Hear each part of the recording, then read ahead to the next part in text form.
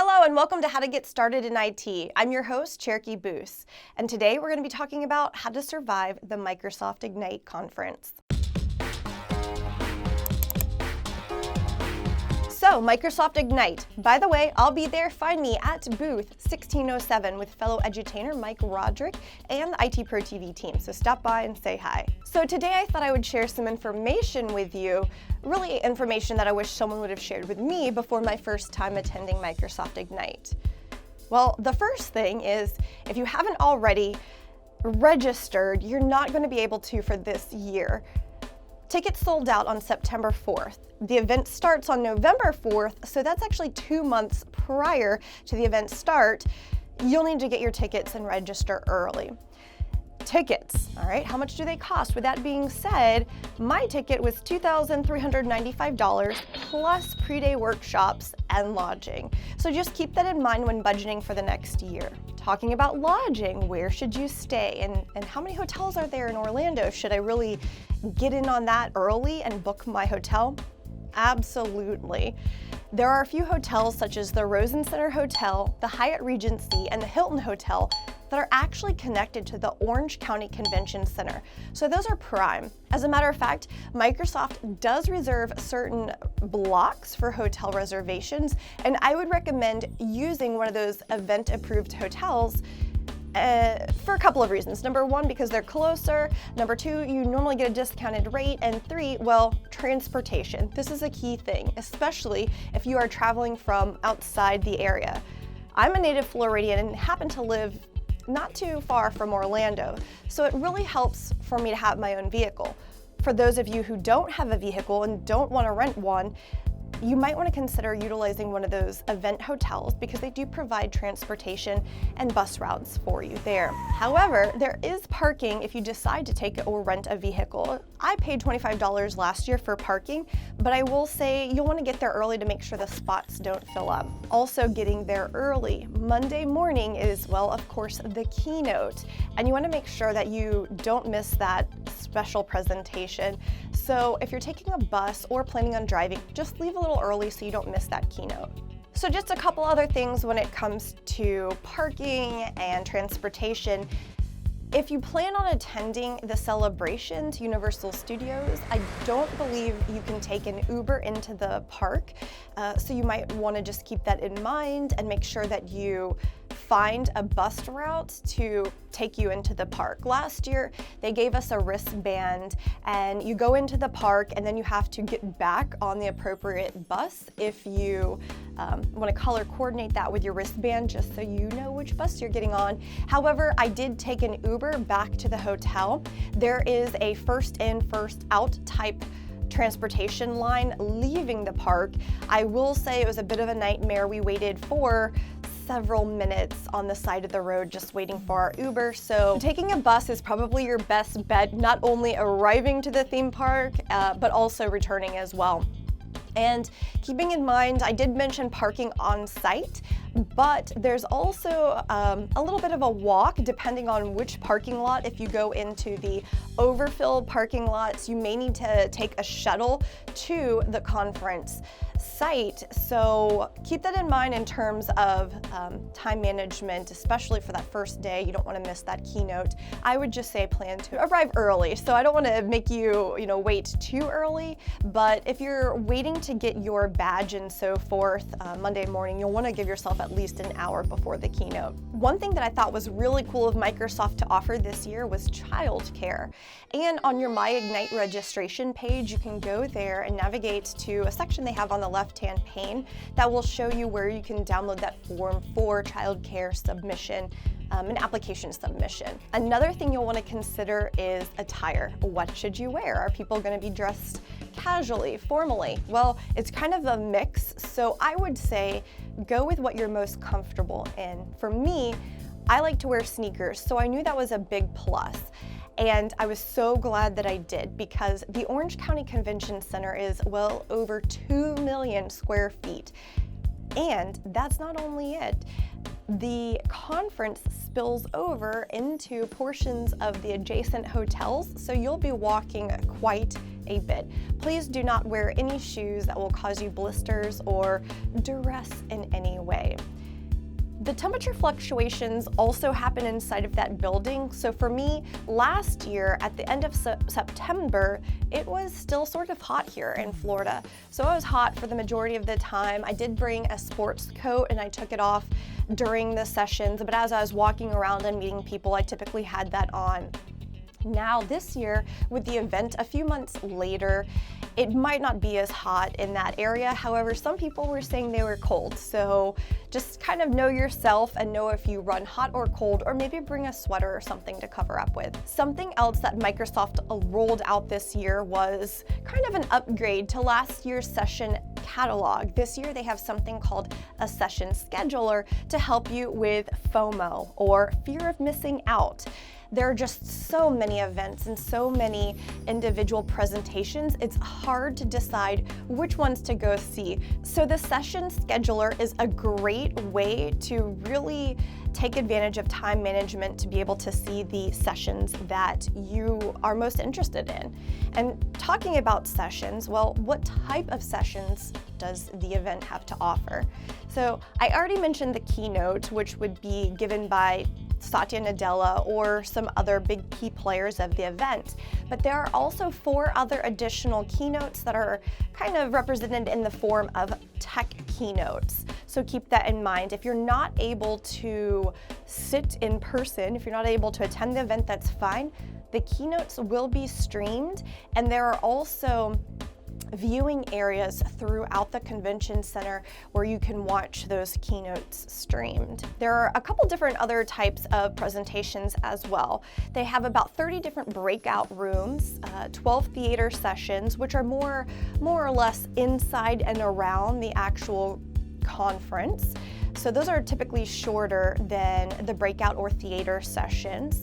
And then there's something new this year called an unconference session, and I'm not sure what that's about, but I'm really excited to find out.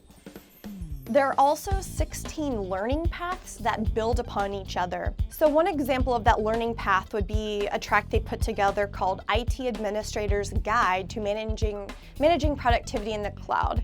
And you can find these learning paths and the additional information on the MyIgnite page. And something that's pretty interesting, you don't have to be an actual attendee to access this information. You can log in with either a registration account or a tech community account in the top right-hand corner of the login page, and you can watch those keynotes live, and you can also watch the other presentations. They upload those typically, they want to say about 24 hours after the live event. So keep that in mind. You do have free access to all of that as long as you log in with your tech community account. Now, if you're looking to decode some of the course or presentation codes, let me kind of break that down for you. So I mentioned the different types of presentations that they have, such as the breakout or the unconference or theater. The first 3 characters of that presentation code will be representing, well, what type of presentation that will be. So for example, BRK indicates that it is a breakout session, and THE would indicate a theater-based type session. So hopefully that helps when you're trying to decide what type of session that is. Another quick little tip, the 4th character of that session code will be indicating the actual difficulty level of that session in terms of technical. So for example, a 100, 200, 300, and 400 value will be given to that session. And if you see a 1, 2, 3, or 4 in the 4th character place, that should help indicate what level session you're attending. So let's talk about badges for a second. Your badge is basically your access card to the entire event, and even your sessions are tied to the information on your badge. So it's really important not to lose your badge. You also want to make sure that you're getting early to get your badge. You'll need some time to go ahead and pick that up. One thing that they did last year that was really cool was offer early badge pickup at the Orlando International Airport and a couple of the adjacent hotels that I had mentioned before. I'm not sure if they're doing that again this year, but it's definitely worth checking out. I know I got my badge on Sunday. I attended a pre-day workshop and I was able to pick my badge up on Sunday ahead of time. And the reason I'm mentioning that is simply because the lines are longer Monday morning to pick up your badge. So if you're looking to save some time for Monday morning, you might want to try to pick yours up on Sunday. So don't forget your registration email with that barcode as well as a valid picture ID. One thing that really helped me last year was leveraging the MS Events app. Oops. I downloaded that app and it was a great way to really keep me on track and let me know which schedules or which sessions I had added to my schedule. So I'm hoping that Microsoft will also offer that same functionality in their MS Events app. I'm pretty sure they will. I've already set my profile up and updated that for this year, but I'm not 100%. Keep an eye out for that. When you're actually at the event, you might want to take a look and notice individuals wearing purple shirts. The people wearing the purple shirts are event helpers, and they can help point you in the right direction if you can't find your answer on the Microsoft Ignite FAQ page. There is also a knowledge base page which offers more in-depth articles in addition to the FAQ page, and I'll put those links in the description below as well. If you're in a pinch, you can't find a purple shirt, you can't find your answer on the FAQ or the knowledge base, go ahead and leverage social media. That's what it's there for. Microsoft actually has a Twitter dedicated to Ignite that is going to be at ms_ignite. So feel free to tweet towards them or use the hashtag #MSIgnite. I'm just embarrassed that I just did hashtag. One thing that I think is really cool that Microsoft is offering is, well, free exam vouchers. And if you're a certification junkie like myself, then you'll want to take advantage of this.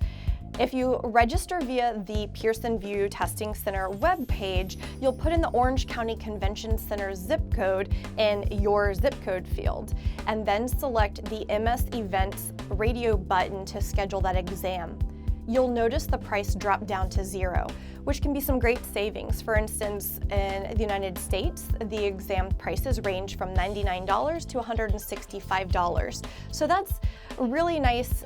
You might want to check that out as soon as possible because I do know that those sessions or exam slots are limited, so check that out.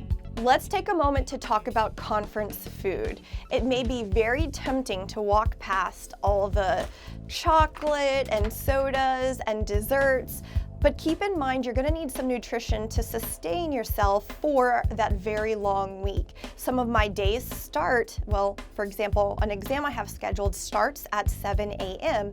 and there are even after event parties, and actually I didn't talk about that, I should probably mention those. There are after hours events for vendors that can go later on in the evening. So take care of your body that week. You want to make sure you get decent sleep and decent food. They have some hot meals. They also have grab and go meals, which are okay, but you may want to just sit down and give yourself a full session or meal time. Just allocate that into your day. Just when it comes to time management, don't forget to eat and sleep. I know that sounds absolutely crazy, but with a lot of adrenaline and just so many things to do at the event, you can easily lose track of things that you would normally do in your routine. And also keep that in mind for others. Typically we have families or other people that are in our lives, and just because you're on this crazy hectic schedule, don't forget about them. Take a moment to kind of touch base and call home and interact with your family members, but make the most out of your time while you're there.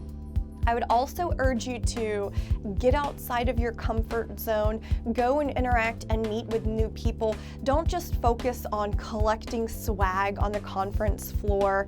It really is a great opportunity to network and just grow and strengthen the tech community. Like I mentioned before, so if you are going, edutainer Mike Rodrick and myself will be there as well. Make sure you stop by ITProTV's booth. That's booth number 1607, so we can meet and chat about the conference. course. Oh, and one last thing. If you're planning on taking one of those exams or you want to take an exam, take advantage of that free exam, but you're not quite ready, please check out ITProTV's awesome online training courses. We have courses for the MD 100 and MD 101, MS 100 and 101, as well as Azure courses like the AZ 103 that I'm teaching myself, so check those out. They're great shows by Mike, Ronnie, and Adam, all available on ITPro.tv. Well, I'm sure I forgot something, but hopefully that information was enough to help you, especially if this is your first time attending. If you have any tips you'd like to share with me, I would appreciate that, so please leave them in the comments below and don't forget to subscribe. Until next time, I'm Cherokee Boose, and this has been How to Get Started in IT.